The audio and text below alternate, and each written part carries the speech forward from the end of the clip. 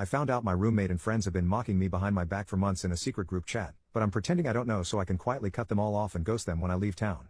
I'm Ron, 28, and I currently live with my roommate, Emma, who's 27. She's my younger sister's best friend, and I've known her since we were kids. Originally, my sister lived with us too, but she moved abroad for her studies and now lives in another country with her fiancé. The apartment belonged to her late aunt, so she lets me stay there rent-free, but we share the bills and chores. It's a pretty great setup if you ask me. I've never had any issues living with Emma. There have never been any romantic feelings between us. I respected her boyfriends, and she respected my girlfriends.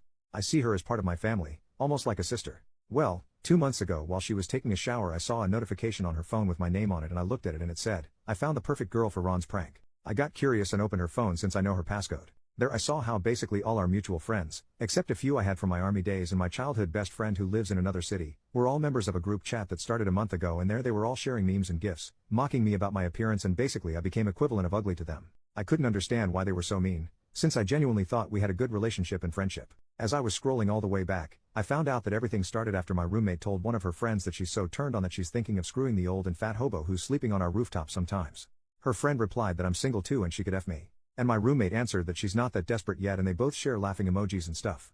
Then they kept at it by posting puking emojis when they talked how they imagine I made love. Then other friends started getting into the joke and soon they created an entire group just so they can share humiliating posts about me.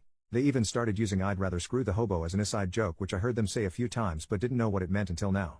I was standing there reading all these comments feeling numb and not knowing how to react. They also planned to do a prank on me. They would have a really pretty girl flirt with me and ask me out, and when I would go to the date, she would stand me up and they would have a bet on how long would I wait for her.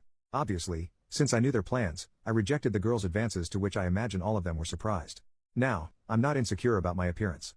I know I'm not great looking, but I never had trouble finding girls, and despite what they wrote, they didn't make me feel ugly or sorry for myself. I'm just hurt that they would do something like that, since I never did anything to warrant such mockery. Of course I'm more hurt about Emma, and I'm mostly confused since I know she cares a lot about me. 3 years ago I had a motorcycle accident and she practically slept in the hospital for the 10 days I was there, and after we came back home, she helped me all the time until I got better, so I don't know why she would do something so mean towards me. Personally, I think it was just a joke comment that got out of hand. After that, I stopped hanging out with them.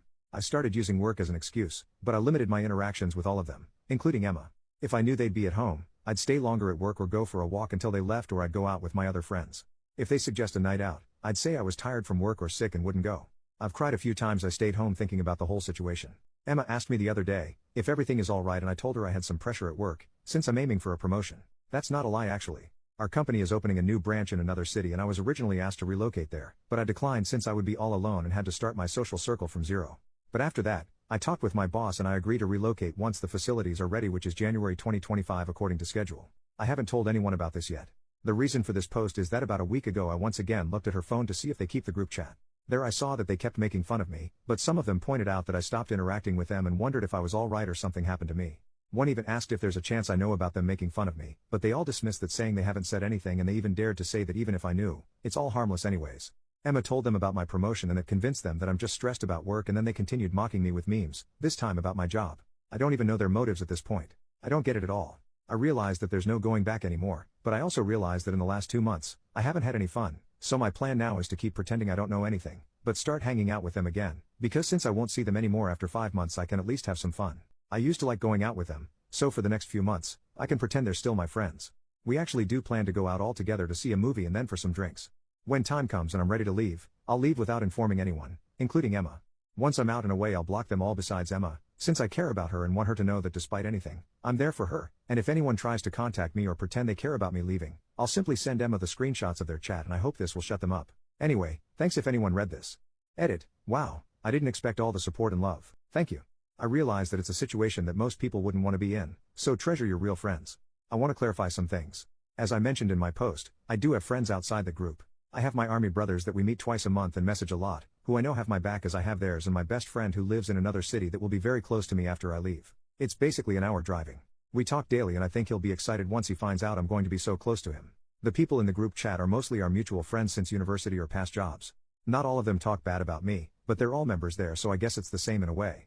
They usually hang out at our place where we watch movies, play board games, etc. I feel bad for losing them, but it doesn't compare in the thought of losing my best friend or my army brothers. About my sister. I didn't tell her because then she would tell Emma and then they'd all know, which is what I've been trying to avoid. If I wanted them to know, I'd tell them. I'm not afraid to tell them, because I'm desperate for their friendship. No, I don't want to tell them, because I don't want the drama. I want to avoid it. I work more now in my job to learn my new role, so the last thing I want is to deal with all that drama of fake apologies, etc. I'd rather be just me pretending I don't know, than all of them pretending they're sorry. I understand why some people don't want me to hang out with them and just expose them and everything, but it wouldn't benefit me to do it. All I would gain is drama and awkward situations. I'd rather focus on me, planning my departure, get ready for my new role and figure the aftermath. In the meantime, I don't think it would do me any good to end things with them now. I figure, I can't make new friends or seek for a girlfriend in this city since I'm leaving, so I can manage a few months in their company, instead of closing to myself.